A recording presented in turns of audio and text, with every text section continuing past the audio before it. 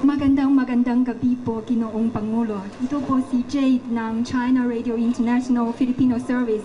Chinese po ako pero marunong po akong mag-Filipino. Nagkalungkot po yung... You come from Spy Zone? Yung kasi mayroon pong China Radio International, mayroon pong kaming yung sa Peking University, mayroon pong kaming yung Philippine Studies Program, nag-graduate. Okay. So, yung nagkalungkot po, yung nabanggit niyo yung balita hinggil sa yung Bagyong Lawin. Pero yung sa tingin ko po, maraming beses na may ganitong karanasan ang mga Pinoy. Yung sa naniniwala po akong matagumpayan po kayo yung ng kalamidad na ito. Mabuhay po ang Pilipinas po. Thank you. At yung tanong, yung kasi pwede po bang isang maikling? Yes. Okay, yeah, English, okay. English, yeah. So, opo. Yung you have initiated the and you are implementing the independent foreign policy. So, in your how would you enhance the China-Philippines relationship based on this foreign policy? Well, historically, we were never, let me be very, we've always been allied with the West. And in terms of entertainment, education, and all, it was all Western. As a matter of fact, I am more articulate in talking in English than in my own dialect. Sometimes I have to group the words. There is one language which is Tagalog, which is being thought to be they say it's the national dialect. But we have not perfected anything. And that is why even in the movies and even the histories, those were the things that were not properly put in place in their proper perspective. And that is why even in the survey, the Filipinos would place their trust more with the Americans than the Chinese. But during the Cold War, China was portrayed as the bad guy.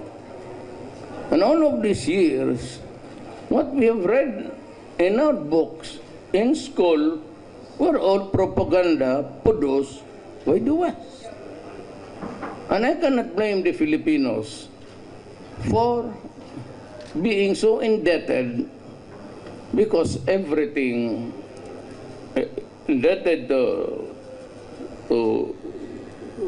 the West because even the reasons for war was placed there as a war against the Philippines, against the enemies during the Second World War. We were hit hard. In the Battle of Manila, I think it was 200,000 people killed. The Carpeteg bombings there were not really made by the Japanese. It was made by the Americans to retake the city. So there's no question that in the propaganda as we grew up, we only read the propaganda of the West, but there was Cold War at the time, and so we could hardly get any news from China and Russia. Those are the realities of life. And so our foreign policies, up to now, up to this point, we're geared towards to favor a sector in the world ideology and the contending ideologies of the world. Now that I am president, by the grace of God, I read a lot, I'm a lawyer, and I study geopolitics and all, and also I am a graduate of the Foreign Service, so I get to know how to balance this contending. At this age, I have now the proper perspective to judge whether the foreign policy is good for us or not. I said a few months ago, that I will charter a new course, changing direction of the foreign policy, and be with friends with everybody, and with no enemies to contend with, no enemies to hurt, no friends to serve. Unfortunately, this started with the war against drugs. And I'll give you the hard numbers. It's 4 million all in all. And they are scattered all over the country. There are about 6,000 policemen into it. Then municipal mayors and the barangay captains who take care of the basic government unit, the barangay chairman, then the municipal mayor, city mayors, governors, regional heads, then the national. What is really very alarming and is that my country has already been contaminated with narco-politics. And there is a senator in my country who was elected, and she was the poster girl of the Human Rights Commission. And the thing that, why this reason, why I am known to you guys are interested to hear about me, is because while I was explaining the quandary of my country and the sheer number and the danger that would impose on the next generation, and it will be a failed state just like in Latin America and in Mexico, in that border there between Texas and Mexico. There are about 60,000 deaths.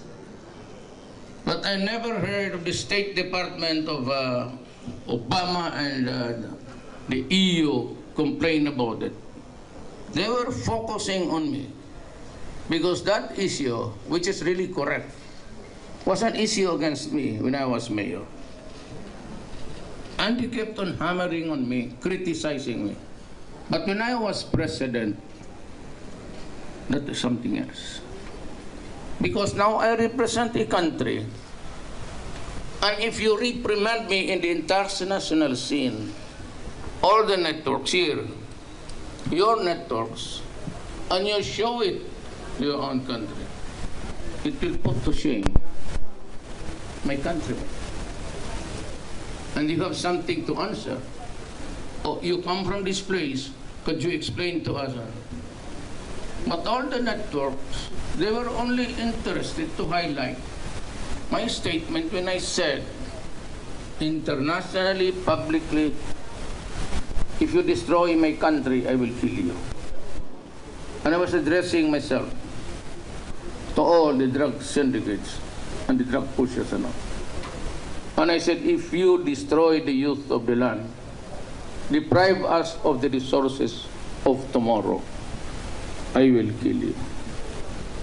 And they kept on happy that he said that the president has been heard saying that he would kill people because they did not understand the statement, because they were dumb-headed. You know, China, America, Russia can perfectly say it, and it's very legitimate and valid.